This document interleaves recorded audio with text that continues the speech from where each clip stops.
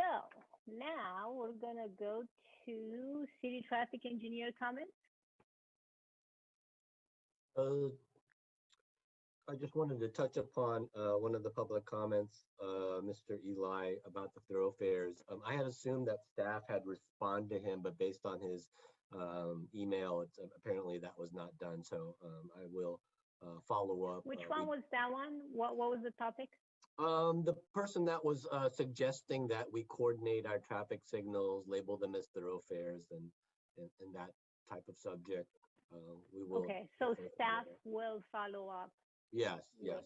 Okay.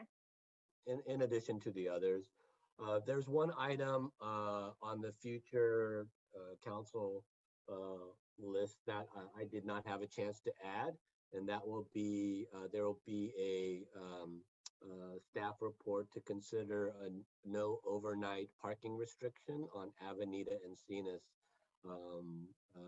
brought forward to City Council on July 20th. And that's based on a minute motion by council.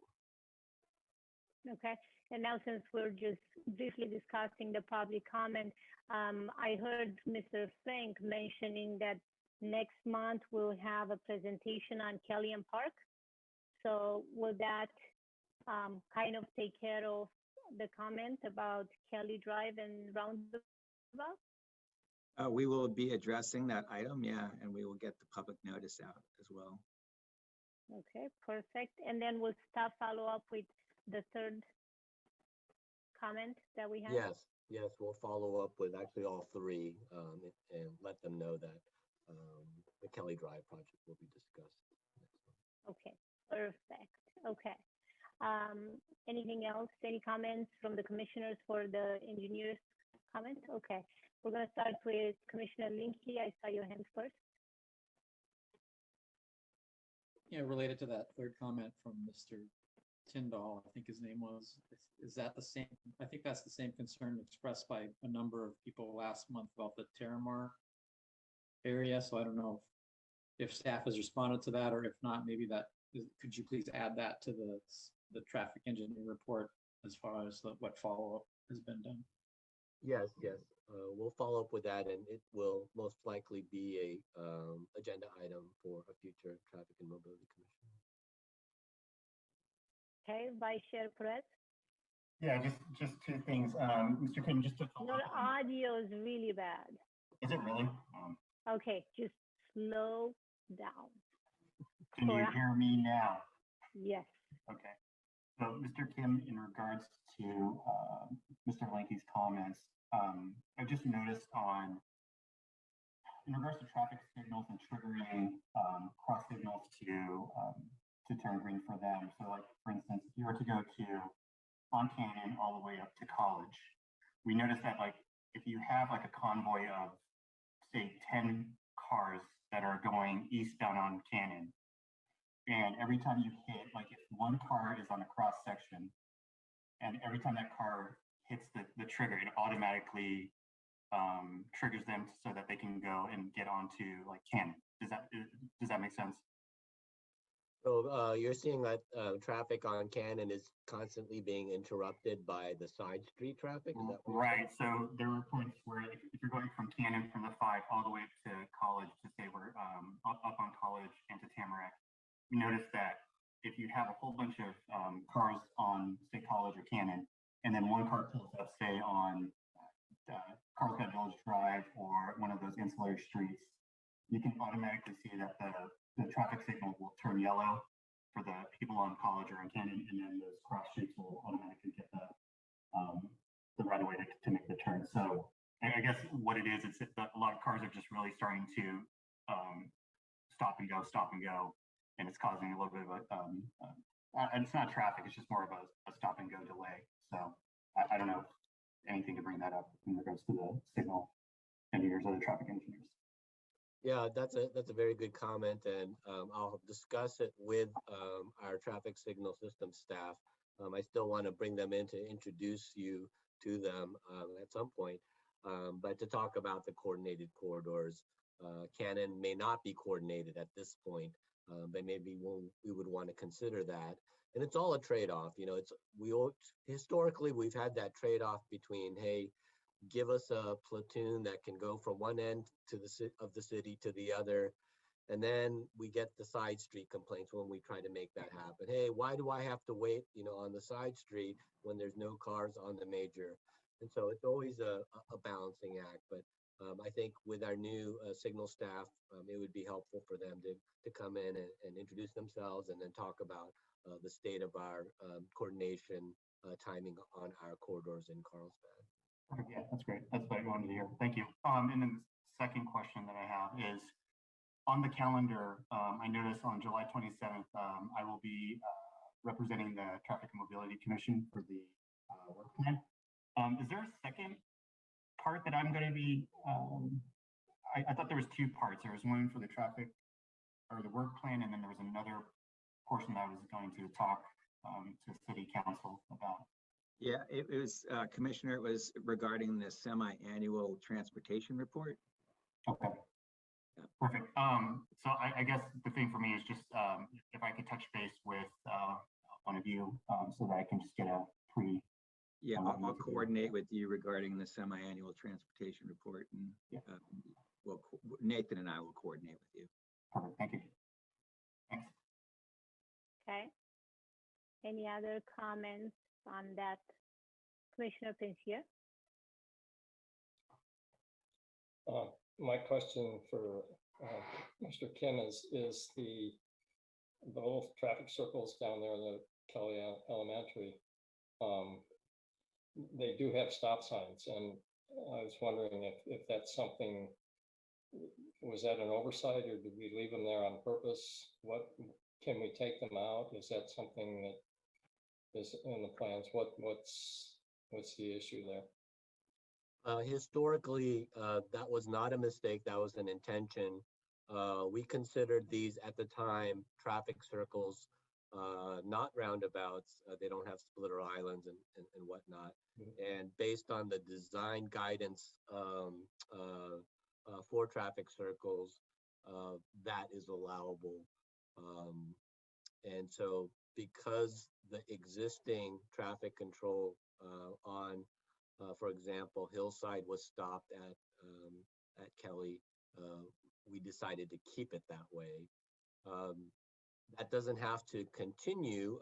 We're going to be making design decisions. I keep having a hard time saying that. Design decisions with the new team as we take the Kelly Park project forward. I don't think we've finalized the intersection configuration of that. Right now, there's no a circle or roundabout proposed at Kelly Hillside. There is at Park and Kelly. Whether that's the configuration or not, you'll have more information at next month's meeting when that project is presented to you and the options going forward. And that could include a discussion on whether the legs of a roundabout would be stop controlled or yield controlled. Okay. The other part of that was,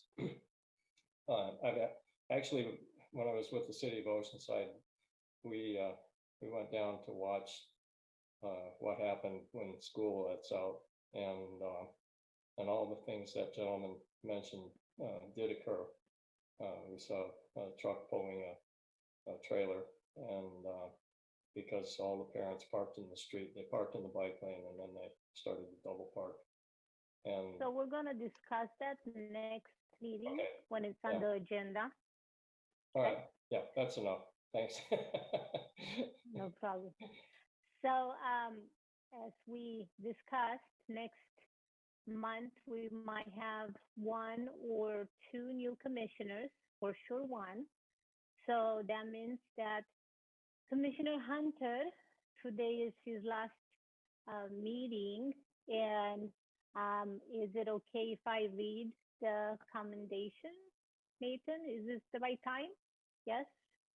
Okay, so we just want to say a few words. We have, and you're going to receive this with my signature on. Ooh. Just, you know.